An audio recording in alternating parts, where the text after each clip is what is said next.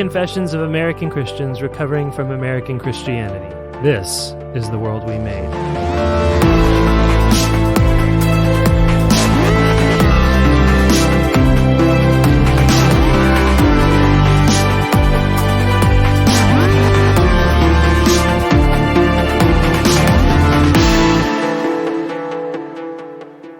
Everybody, this is Nathan, your humble and obedient host. I'm joined by our good friend, Pastor Jacob Menzel, and this is part 9 of our 11-part series on fatherhood. Now, today you're going to hear us tackle a very difficult topic with Pastor Tim. Yeah, namely how to protect children sexually, even protecting them from yourself. It's a heavy episode to have to do. It's an uncomfortable episode to have, but the fact is we were responsible for protecting our children from other people, from people in our own families, and from ourselves. No father can say he's above that temptation, and no father can say that his family is perfectly safe. Yeah, you start thinking too much about this stuff, you can actually really freak yourself out. And that's not our point, of course. No, this episode really just has one point. And that point is this: Father, Dad, you are responsible for your children sexually. You are not allowed to not notice things. You are not allowed to be dumb, to be naive about sin. You're responsible, and that means you must take responsibility, and that's an active thing that you must do. Right, and that's pretty much everything in a nutshell, so I guess you don't have to listen to the episode. No, but listen to the episode, because Tim has a lot more to say and a lot of practical wisdom to offer. But remember, bottom line is this: have faith, don't freak out or be a weirdo, but take responsibility.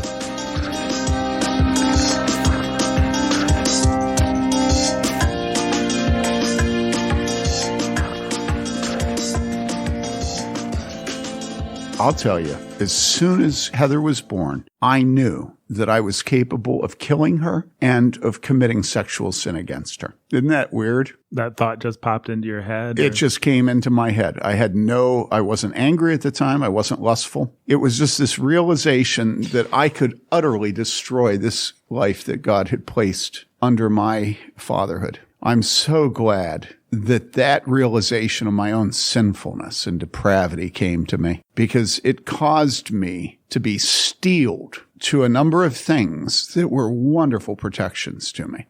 May I ask what those protections were is that an okay question? Talking like this, I just am aware that people that don't know me and are listening are going to judge me. But how can I be helpful unless I make myself vulnerable to that? One of the things was, and I don't know why this is the case, but I absolutely cannot handle children who cry and cry and cry and cry and cry and cry and cry. And typically that happens when they're sick. Mm-hmm. I never cared for our children when they wouldn't stop crying because they were sick, because it just took me to a place inside myself that was not good. And I explained it to Mary Lee, and it was sweet because she doesn't have that weakness. And it was a good protection because I simply never had expectations that I would just press through it and prove my godliness. Mm-hmm. I would not take care of the children when they cried endlessly. About sexuality in the home, I think every man needs to realize that the reason Scripture has many stories of many horrible sexual sins, including incest, is not so that we can feel superior to people in biblical times, ancient biblical times, but so that we know that it is the human condition to have the most awful sins committed in the most precious places. And, I don't think there's any sin that's more hideous and wicked than incest. When a father gets to the point that he either allows in his home or he himself perpetrates sexual crimes against the children and specifically against a girl, it is a horror that is unspeakable. No step, none, is too safe to avoid that crime against God and man. And so, for instance, in our home, we had a number of young men and women live with us through the years. We just had a rule before anybody lived with us that nobody went around in their underwear. They just didn't do it. I don't ever remember in my entire life seeing any of my 3 daughters, I don't even want to say the words, in underwear. Never, ever, ever. And it wasn't because we had closed doors. Actually, we also had a policy that doors were never shut. Isn't that funny? And the reason for that is you don't ever want your child developing a private personage that they feel they must maintain at the expense of intimacy with their family. In other words, the minute you have a child that wants to shut the door, it's a sign that you failed, they're failing, the whole family's failing. Because family is by nature intimacy. Now, I know many, many people will disagree with me. And if they're foolish, they'll just dismiss me as being an idiot. That's fine. I don't mind. I just think that parents need to realize that for the vast majority of human history and society, there have not been private doors for children.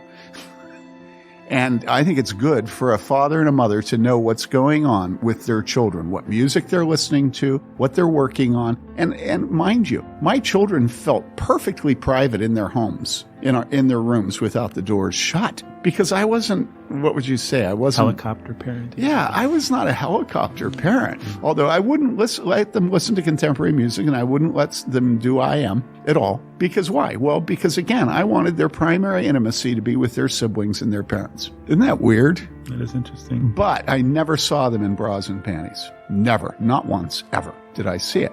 And so when we had other kids living with us, they were not allowed to be out in their bra and panties either. Never, And it sounds stupid to be talking about bras and panties, but my goodness, I'm a man. I know what eyes do, My eyes are hard to rein in. And so that's what I would say about incest. You have intimacy, but you do not have lust. And anything that moves from intimacy to lust, you hammer on that so hard that it is impossible. Impossible. It's verboten. It's horror. It is. That's how intensely you focus on protecting your children from your own sin. Does that presuppose that sin, you will be aware of it on some level, that in fact those lusts will occur to you and you'll have to hammer them down? Or are there men that simply have their lives ordered in a godly way such that they don't deal with that? Sexual sin and lust are very sneaky. They're very sneaky. And we think that the standards today are different than the standards in the past, but a father has to guard his home. He is responsible for protecting his daughters from his sons, for protecting his sons from his daughters, and for protecting his son from his wife. Every teenage boy needs a father protecting him from the smothering of his mother. Okay, so there's a whole lot of protecting going on. We had this magazine that my dad and his children took turns writing articles for called Family Life. So I wrote an article that was on the issue of emotional adultery because I was seeing a recurrent theme in the ministry of men who felt pity and wanted to be merciful to women who had a bad husband or were single or something. And they ended up falling into adultery, not because they lusted after her, but because they became emotionally intimate with her. I wrote the article. I thought it was good, sent it off, and the editor called me up. I didn't know she was a woman until she called me up. She said, "I'm not running this article." And I said, "Why?" Because it kind of had an obligation to run what we wrote, And she said, so one of the illustrations I used in the article was a man who was in pastoral ministry and was actually a campus parachurch worker. He was driving to a Bible study, and he realized on his way to the Bible study, he'd left his wife and children to be home. He realized on the way to the Bible study, he was anticipating being able to spend time with one of the women, the college students that was in the Bible study. And he turned his car around and he went home. So I use that as an illustration in this article of how we need to have firm responses to our temptations. And she said, that man that you reference in there, she said, he's not godly, he's a coward. Well, as it happened, it was my father, which was not a good thing to say to me about my father, because my father was many things, but he wasn't a coward. And furthermore, I can think of no time he was less a coward than that moment when he turned around. That took bravery, As a matter of fact, the college was Vassar.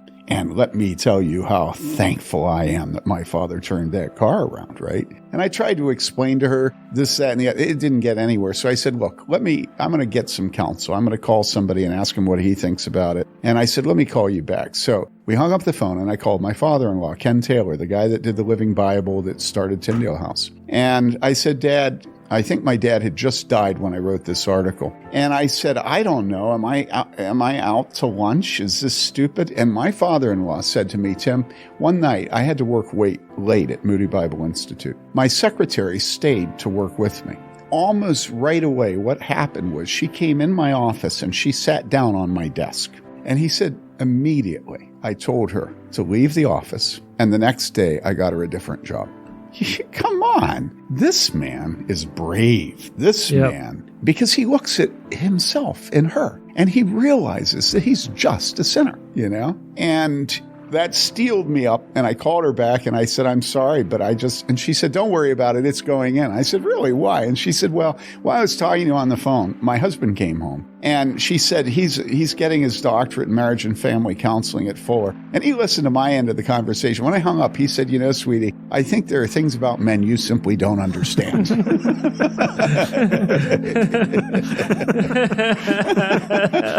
And I don't want to get into this too deep, but let me tell you, there's a reason that godly fathers tell their daughters, like my father-in-law told his daughter, Mary Lee, now my wife, to go back upstairs and put some clothes on. And that's another thing about raising teenagers. Do not ever let your wife be the one that determines how your daughter dresses. You are the one that knows. I can remember when one of our daughters was in our house with her boyfriend. I can remember her resting her forearm on his thigh up by his knee. And let me tell you, my hair was standing on end. And I made it very clear to the two of them that they were never, ever to do that. Ever. And I'm sure my wife thought that I was sort of wacko. But who cares? My daughter's virginity and her purity belong to me, not to her. And someday she will have a man that they belong to. And that may be a foreign concept to you, but that's what goes on when you transfer to the husband at the marriage ceremony. You're giving your daughter away, and it's your obligation to protect her purity. And it's especially your obligation to protect her purity. That's what I mean by belonging to me. It's my duty, my response. It's your obligation to protect her in such a way that she doesn't lose her modesty and purity. Not in such a way that she likes you. Not in such a way that your wife thinks you're reasonable. And of course, I don't want to give license to men to be wacko about this. If you're wacko about it, that shows that you're an impure man that never leaves behind sexual eroticism and immorality. And that's not good. But I'm talking to the normal man. Let me say one other thing about this issue of sex in the home. I did talk about modesty of clothing. I do believe in having the door shut on the bathroom. I also believe in having it locked, so that you don't have accidents of people walking in on other people. I also believe in you not allowing people who are in your home, maybe living in your home, to play with your children in such a way that is sexual. There are certain actions and parts of the body and ways of relating that are flirtatious and lustful. Okay? Are you with me? And those things, it is your duty as a father to see them and to take whatever steps are necessary to bring it to an end. And I'm going to describe such a case in my home. We had a man who was getting his doctorate here in this community, but he taught somewhere else. And so one day a week, he would come and stay with us. And he used to just love to play with one of our children. And as the weeks went by, in retrospect, I don't think I was ever comfortable with that man on any level. We had, I think it was my sister-in-law came to visit us, and she watched him playing with this child of ours, and she said to us, I would never let him play with that child. And her saying that all of a sudden made me aware of something that had been just slightly under the surface. What was it? Well, he was just simply too familiar with this child. I don't know how to say it other than that. We'd never allow him anywhere other than we had one room that extended from the kitchen the whole way to the end of the house, and that was the only room he was ever in with anybody. But just the way he played, it was just not right. Mm-hmm. And so immediately we said to him, we're sorry, but we're not going to be able to do this with you again. We never gave him the reason. It's over. There is no gentlemanly or ladylike or polite or etiquette way of shutting down the temptations to sexuality. You have to be brutal with them. One more story. Mary Lee and I were going to go somewhere together. And so we needed somebody to take care of our children. There was a man in our church who had repented of homosexuality. We loved him. Great guy. And my wife said that she had mentioned to this man that we were going to be gone for a weekend, and he had offered to come and take care of our children. Well, I think most people would feel so awkward that they'd repress their thoughts. But that's where fatherhood starts, precisely at the point where you make a decision either to repress your thoughts or to decide that you will be responsible and that you don't care how awkward it is. I said to Mary Lee, no, he is not going to take care of our children because we had pretty boys at that time, right? I didn't want them around him or him around them in such a way that there might be any awakening of the sin he was repenting of in the intimacy of a home. And so Mary Lee says to me, oh, no, I already told him okay. And I said, well, you're going to have to go back to him and you're just going to tell him that this is an area of temptation that we are not going to submit him to or our children. And it was tough for me to say that to her. So she said, okay. So we talk on the phone again, and she says, everything's taken care of. He won't be taking care of the children. And I said, so you told him that it's because, and she said, no, I just told him that there was a mistake and we had somebody else. I said, lover. I said, you lied to him. Well, it's okay. He's fine when I said, lover, you can't do that. You can't do that. You have to go back and tell him that you lied to him and that this is why. Now, why did I do that? Is it because it was a moment for me to feel superior to my wife, which, by the way, are precious few moments? No. Why do you think I did that? The reason I did it is that I wanted it to be clear to him. That's how seriously we take sexual temptation. That's how seriously he needs to take it, that none of us think he or our children or we are above being tempted. And so Mary Lee went and did it. Oh, he was so angry at me. How could you even think that I would ever in a million years? But of course, every case of incest and every case of rape and every case of Tamar and every single one of these cases, that's what everybody would say up until the very moment that the sin that destroys the homes happens. One of the most important things about this is pornography. Listen, fathers, if you bring naked flesh into your home on your screens, and then there's incest in your home, can a man scoop fire in his lap without being burnt? We have sexualized our homes by bringing naked flesh into our homes. And if you want a sure prescription for incest and for child molestation, it is to bring naked flesh into your home. Listen, I'm going to tell you one other story. We have what was a 3-year curriculum that now is being taught by Max, but I was involved in teaching it for a number of years, called David's Mighty Men. And it's to teach fatherhood to men, young men, typically high school and college. One Saturday morning, the subject was incest. And so I said a lot of these things that I've just gotten done saying. The next morning at church, a woman and her husband, independently of each other, came bombing into church, and that man had molested his sister-in-law. She was 14 or 15 at the time, and the wife caught him. And we sent 2 elders with that man down to the police to tell them what he had done. And immediately he went to jail. He was in jail, I forget how long. I won't keep telling that story. But what I want to say is that man was in David's Mighty Men, and he had not come the previous day. Immediately when I found out what had happened, I realized that he had not come. And I don't think he made a decision not to come. I think that was God's judgment on him. I think it was part of God's sovereign decrees over that man's life that man did not come the day he would have been warned against what he was planning to do that night. Because it happens both ways. There are miraculous things that happen that protect people from sexual immorality, and I could talk about them too. But I want to use this negative of saying there is no step you can take to purify your home, your children, your wife, your marriage bed that is too radical to take. That's the reason that Jesus talks about gouging out your eye and cutting off your hand. And we like to think that we're engaging in sexual immorality, and really the consequences aren't as bad as I'd been afraid they were. But what's really going on inside of us is that we're becoming inured to seeing and feeling the agony of sexual sin in ourselves and in our loved ones and in the people of the church.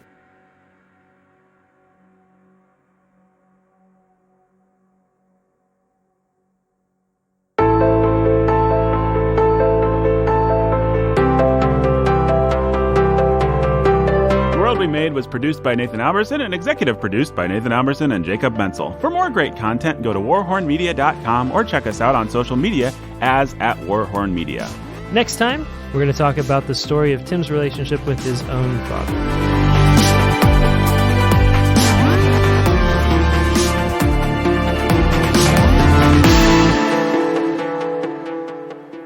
If you enjoyed today's program, be sure to go to patreon.com/Out of Our Minds, where you can sign up to support Out of Our Minds, which is the home for the writing ministry of Tim Bayly and many, many other people. And it's also the home of this very podcast. So if you love The World We Made, support The World We Made by going to patreon.com/Out of Our Minds. Also, be sure to check out Sound of Sanity, our other podcast featuring me, Nathan Alberson, and our beloved engineer, Benjamin Sulzer. Each week, we tackle a topic that makes us feel insane as we face the world around us. And shows come out every Tuesday. Come check it out. Drops every Tuesday at warhornmedia.com or wherever you get your podcasts from.